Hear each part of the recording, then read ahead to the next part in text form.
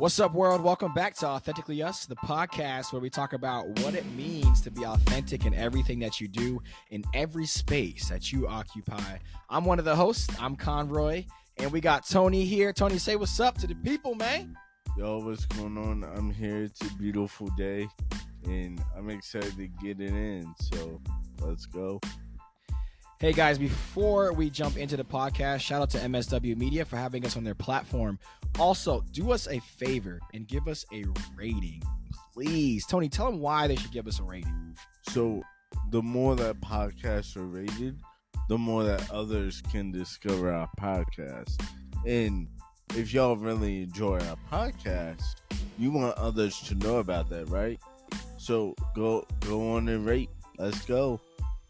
Also, make sure you follow us on your favorite podcast app. Give us a follow, give us a like.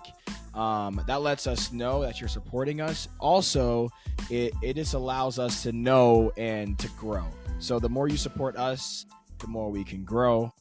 Take a look at our link tree. We got merch. I got this cool t-shirt. Bang, bang. Tony got his hoodie on. Let's go. We got hats. Whatever you want, we can make it. But purchase what we got now because this is good. Simple. Oh, yeah. But today we got an awesome episode. We got another real talk. Real talk. I like that. Maybe we'll do that sometimes. I don't know. We'll see. Tony, what's the real talk about today? So today we're talking about incarcerated parents. You and I are no stranger to this. Both of our fathers have been in and out of jail, mainly through our childhood. And so that has had a profound impact on the way we show up in the world and the way we even view promises and people's words.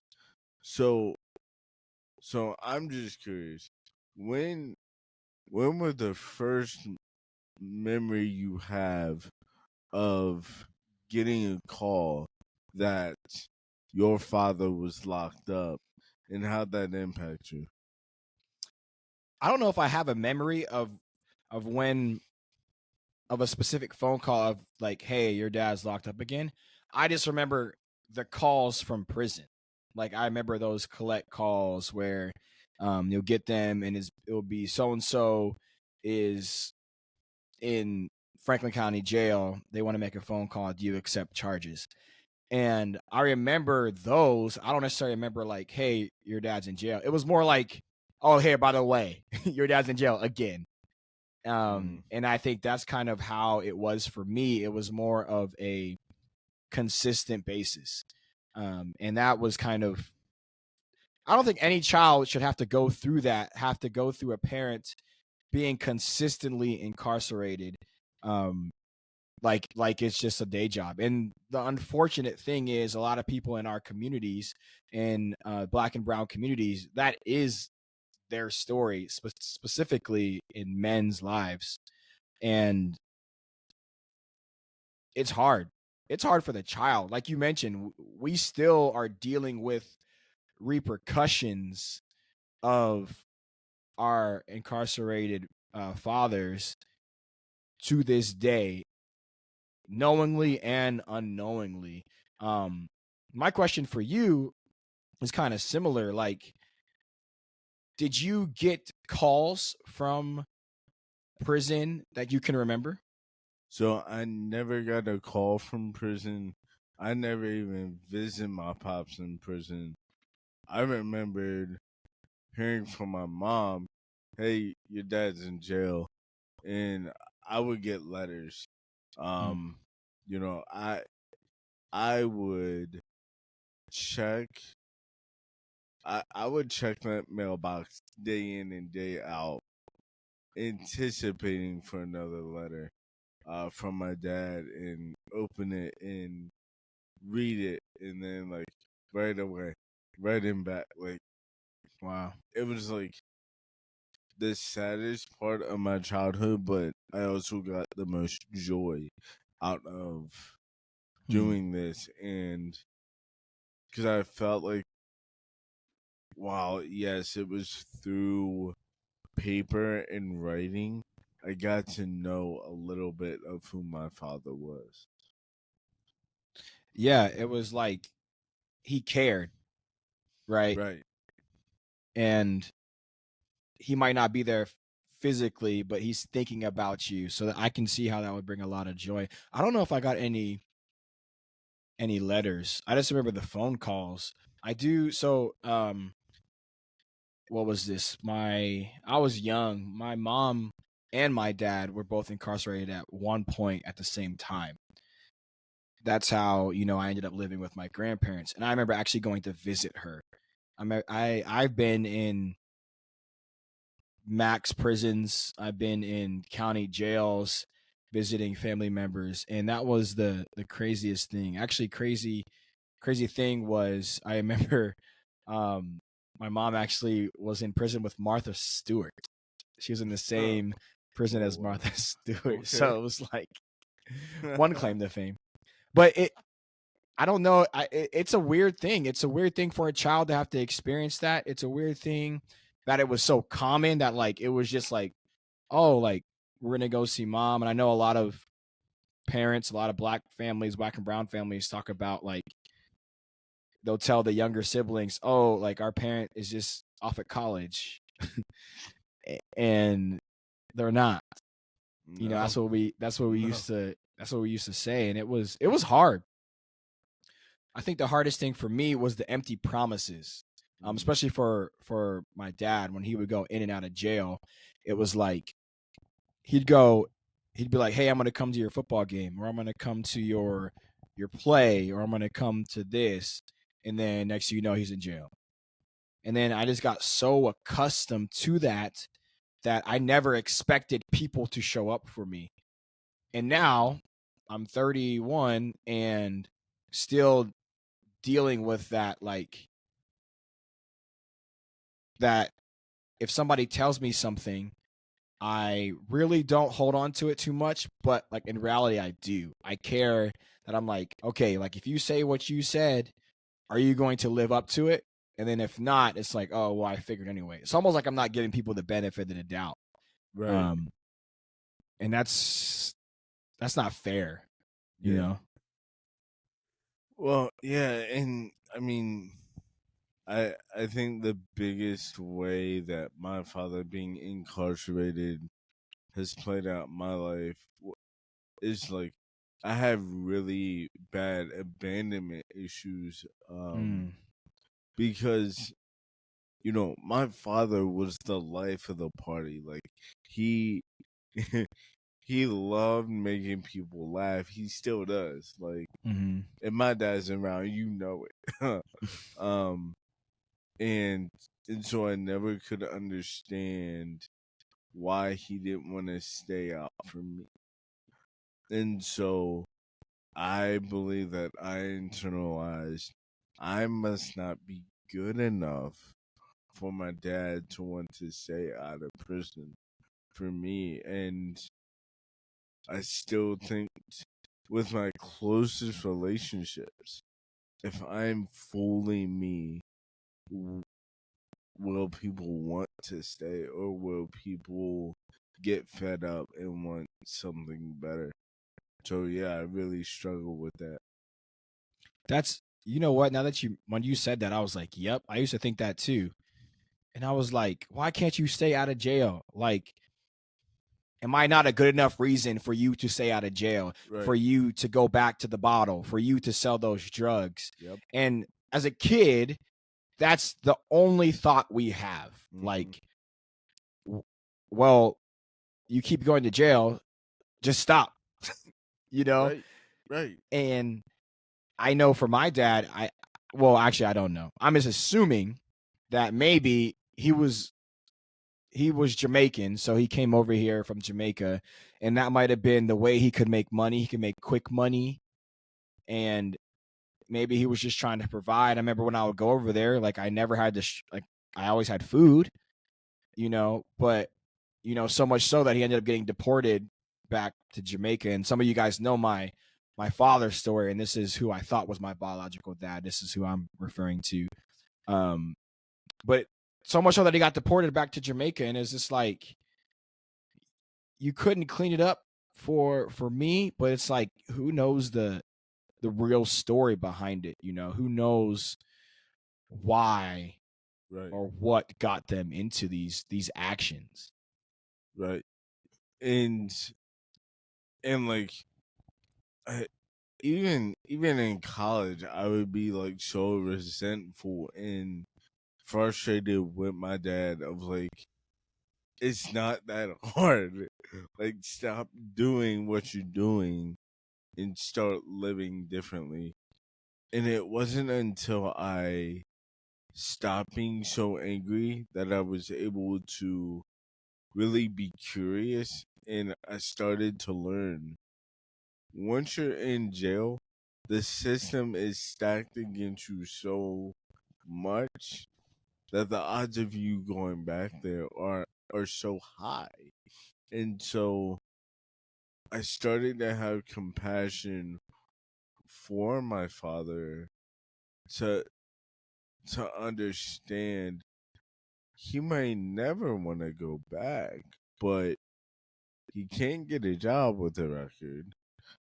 And if he does, it's not going to be quick money like dealing with drugs is. So why would he try to, in a sense, go backwards when he's got a lucrative thing going? So it's challenging. Do you have any other family members or anybody else you know that was incarcerated? No, I don't. Only my father. It's interesting because in my family, I remember my uncle. I mean, you know him now. He was in and out of jail. There was actually one point where he spent more time of his life in jail than out of jail. Now I think it has finally flipped. Bruh, that's crazy to me. Like, and I don't know. I've never walked in their shoes, but like I would try my hardest to never go back if I had to go.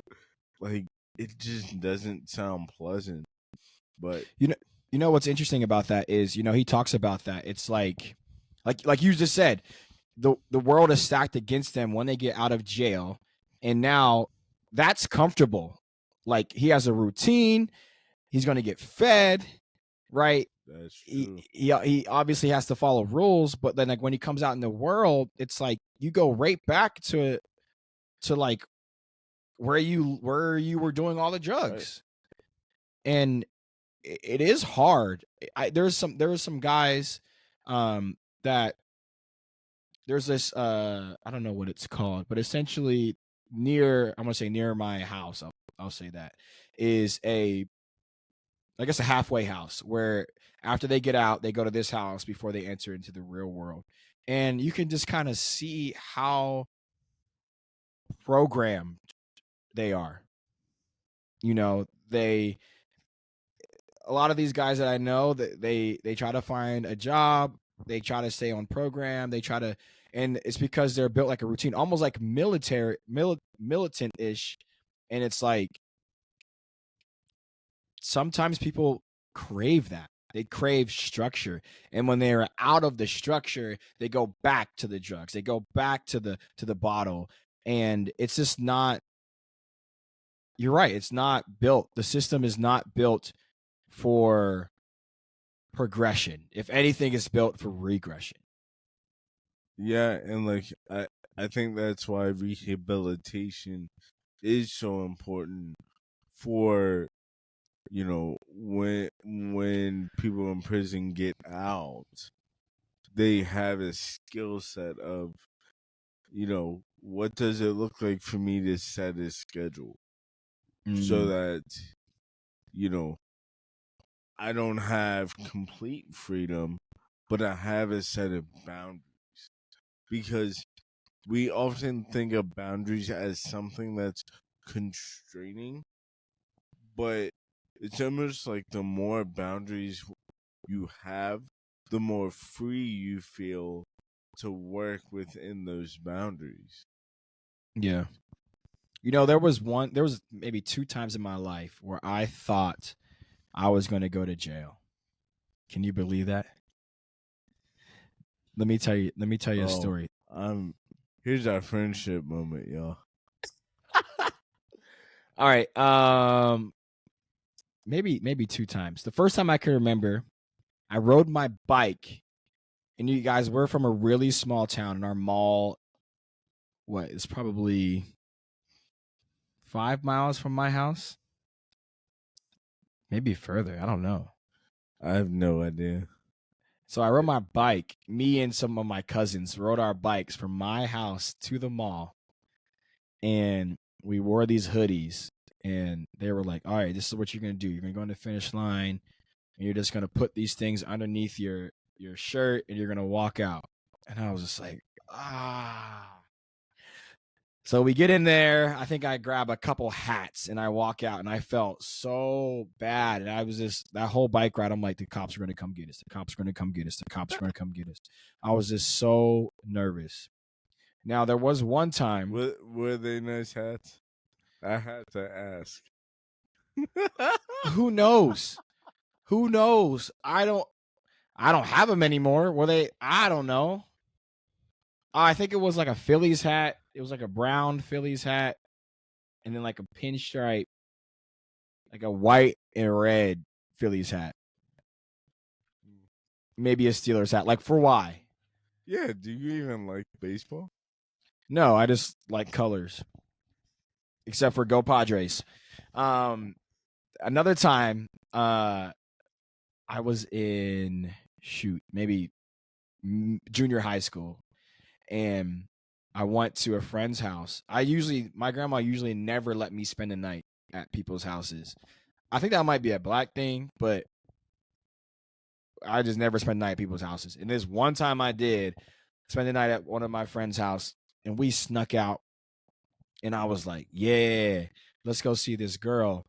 And we were just going to go see this girl to like just do it, like just to say hi, hang out, and then go back. So we did. We went out, and this was like near the high school actually, and we went and saw her, and then we were on our way back. And I was like, we had to like every car. And I was young. I was under 15, I guess. Yeah, I was under 15. So we would like every car that went past, we would like hi. And then another car go to pass, we would hide. And I'm like, this is dumb. Like, why do we keep doing this? And I'm like, I'm just going to walk back. So I just started walking, and lo and behold, the next car, cop car. So they picked me up and my friend, took us to the police station. This is the first time. I don't even know where we were, but we were at the police station. I don't know if I wasn't in a cell, but I was like out in the holding area. My grandma came in, caused the whole scene, yelled at my friend's mom, was like, "Why would you let them go out?" Blah blah blah. And then she was like, "Leave him in there till the morning." And then my grandma is like, she's very much like all talk, but then like she was like, "All right, come on." And then I was grounded for like 24 hours, and that was it. Oh man, that's funny. So there's one time in at Faust. I don't know why I did this, y'all. I'm a new guy, so whatever. I was in the lunch line, and I took 2 cookies. Thought I was so sly. Took 2 cookies, stuffed them in my hoodie. Next thing I know, Miss Clever, Tony, what's in your hoodie? I was like, dang it. Was not sly at all. Got caught. Went to the principal office. I'm like, man, what's gonna happen now? Got detention, but nothing else. I was like, come on. I thought I was like slyer than that, but nope. So just so you guys know, we are not good. We have a conscience, and our conscience is too strong. Well, I mean, to be real, I didn't care I was doing it. I was That's mad I fair. got caught. You have a Yeah. conscience. I'm a heathen, so it's fine. To be fair, those cookies were bomb. Yo, To you're be not fair, wrong. those cookies were bomb. Like bomb, They were Tony. tasty. So I what's an we've talked about your dad a lot on this podcast, and I can give you an update on mine as well. But we're talking about incarcerated parents here, and I guess my question is, what is your relationship like with him, like to date? Because I remember last time we talked, you were going to talk to him. Yeah, so actually, to date, my relationship with my dad is awesome. Um, it was 2 days ago. We had a 45-minute conversation. Um, he's going back to school for entrepreneurship.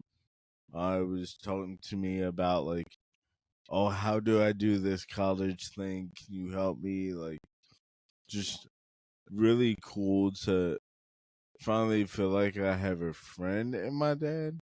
Mm. And like it was crazy when I stopped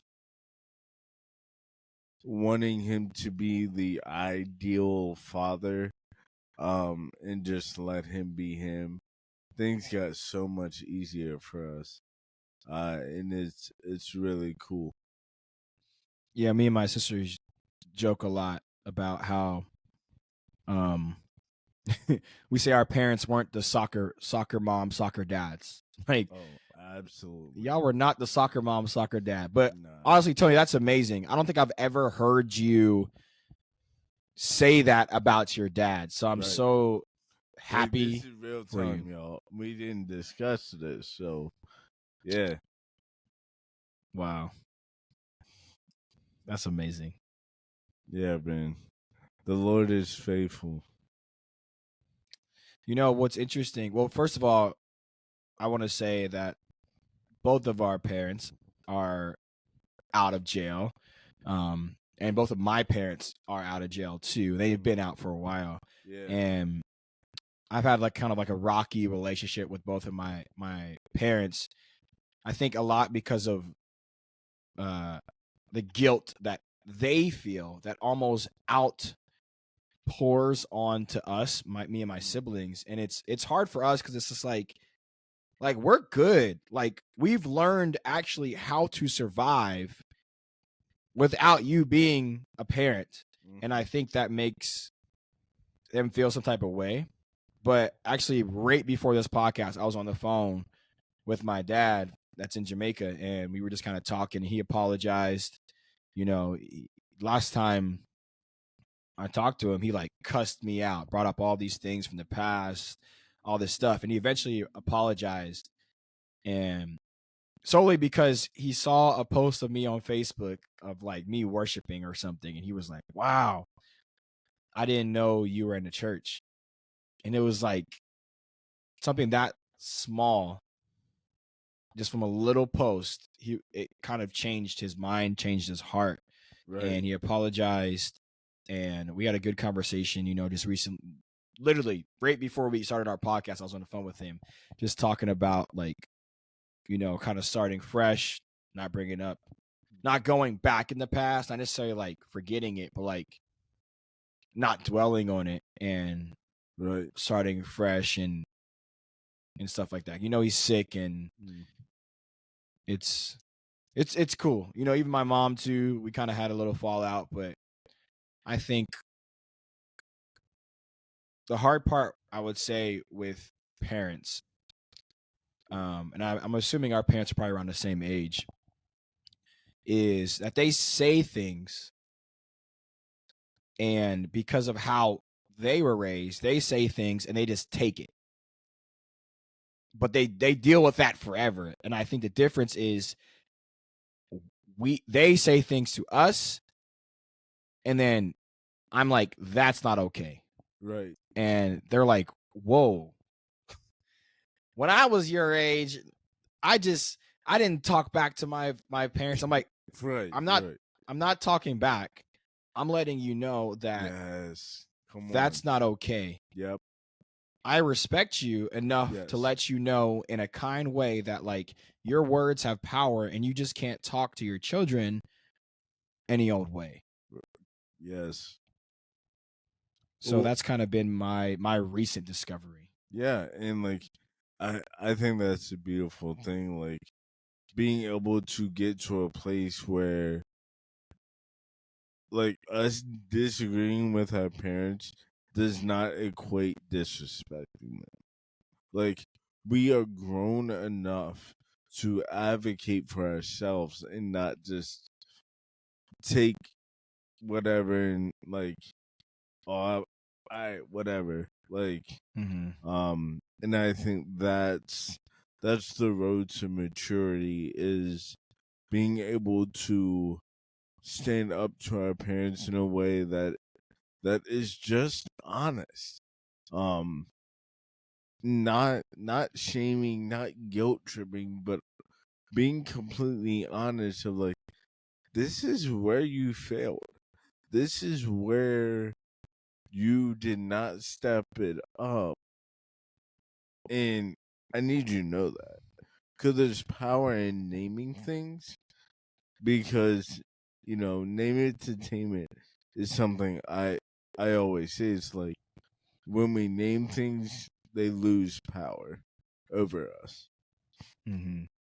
Have you found that maturity to be able to communicate to your parents when you feel some type of way? Um, no. So, yes and no. I have the maturity to voice when things are um out of line, but they don't have the maturity to receive it. And because they don't know how to receive it properly, I keep my mouth shut. Because if I don't, I will be disrespectful, and I don't want that. Mm, yeah, and because it's like because we're not because we're Christians, but it's like we're Christians as well. So I don't want to go out of character because you're going out of character. And because that may have been our story years ago, that doesn't need to be my story now. I Right. would say for me, it wasn't until I remember exactly where I was here in San Diego. It was this year, Tony, where usually I just talk to my parents. I just let them say whatever they want, and I'm just like, all right, whatever. And I remember where I was, and I was like, no, mom, like you can't say that to us and then expect us to be okay the next day. Like we have feelings too, and it's Right. like I need you to know that your words have power and like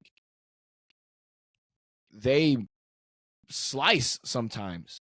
And I need Right. you to recognize that and not just think like you can just say whatever you want and us to be okay. And that didn't happen until 31. I'm 31. That didn't happen Yeah. until this year. I know exactly Right. where I was too when I said it because I was surprised that I said something. Because usually I'm just like, okay, and then I just eat it. But then it like it hurts. Like Yeah. I vividly remember Tony when you would get excited to go see your dad or go talk to your dad or something, and it was literally I'm like, how'd it go? And then you would like your whole demeanor would change because of like he would say something or do something or call you a name, and I'm like, man, I remember those times like Yeah. vividly. Well, and like our parents were the ones that taught us the old rhyme, sticks and stones may break my bones, but words will never hurt me. Like, and so they believe this stuff, and so they think they can act all out of pocket and it not really matter. But like, I'd rather you hit me with sticks and stones Mm. but still be kind in your words, because kind words can do the most healing that, you know, sticks and stones. Yeah, I'll be in pain, but I'll be alright. Like, and we we just don't realize the biggest weapon that we have is not our fists, it's not our guns, it is our words. If we were kind and gracious and knew how to be good friends, this world would be so different. Yep. I wanted to find that scripture on words having power. So, as you're looking for that, I have a question for you. Yeah. What has forgiveness look like for you? Whoa. Forgiveness forgiveness for me looks like picking up a phone call. As simple as that sounds, there's been many years where my parents will probably call, let's say in half of a year, they'll probably call me uh 12 times. I probably pick up one. So I think forgiveness for me is as simple as picking up a phone call, um, letting them talk. Um, I think another layer to that is now saying how I feel in a loving way, because I think where forgiveness wasn't happening is they would say something and I would hold on to that forever. Keep voicemails that they would leave. And now it's like, hey, that wasn't okay. This is why it wasn't okay. We can hash it out right now. And as long as we hash it out right now, I'm going to be good after this. So I think that's what forgiveness has looked like for me. And I do want to say this, that I love my parents, my dad and my mom. I think they did the best that they could with what they had. What I have done it different, 100%. But I think they did the best that they could for what they had, and now I think it's my duty to show them Christ's love by how I forgive and how I communicate to them, especially because I might be the only Jesus that they'll ever hear. I don't want to say Jesus that they'll ever see, but I might be the only Jesus that they'll ever actually hear and listen to. So I kind of take that as my duty. What about you? What does forgiveness look like for you? Yeah, you hit it right on the head. I think for me, forgiveness has looked like naming the ugly truth unapologetically, but not letting it affect the way that I see and define my father. Um, like, I have no problem, saying like you did the best you could, but at the same time, you did some mess up stuff. Um, Mm, you things you've done to me will stick with me my whole life. Even in the midst of that, I love you fiercely, and I want to see you win. yeah. And I think at the end of the day, that's what we want. The scripture was Proverbs 18:21. The tongue has the power of life and death, and those who love it will eat its fruit. Like you said, it can be a weapon, but it can also bring life. Also in Ephesians 4:29 states, do not let any unwholesome talk come out of your mouths. Only what is helpful for building others up according to their needs, that it may benefit those who listen. And Proverbs 10:19, sin is not ended up by multiplying words, but the prudent hold their tongues. So guys, This one took a turn. Bars. What another amazing episode, Tony. I like this one. This one was a good one. Oh yeah. I think we definitely learned a lot about each other, learned a lot about our parents. And for any parents who are out there who listen to this, just talk to your children, especially any children that are millennials. Like, we have opinions, and we can have conversations. We can disagree and still be loving in that. Yes. And I think that's what I'm learning. Yeah. And to add to that, parents, when your kids express to you emotion, meet their emotion with emotion. And when they come to you with logic, meet the logic with logic. That's how you build trust. You heard it here first, folks. This was another great episode of Real Talks. Real talk. Guys, this was truly real talk. And it was free too. Don't forget that. That's true. Get it while it's free, because the price is going to go up eventually. We don't know when. One day. We're speaking that into existence. Yes, we are. But hey, y'all. Again, first of all, give us a rating. Again, that helps to let other people know that this podcast is good. That gets eyes and ears on our podcast, and we'd appreciate if you guys did that. Also, go to our link tree. Follow us on all social media platforms. Shout out to MSW Media. And until next time, be authentic in everything that you do. Peace. Peace out, y'all.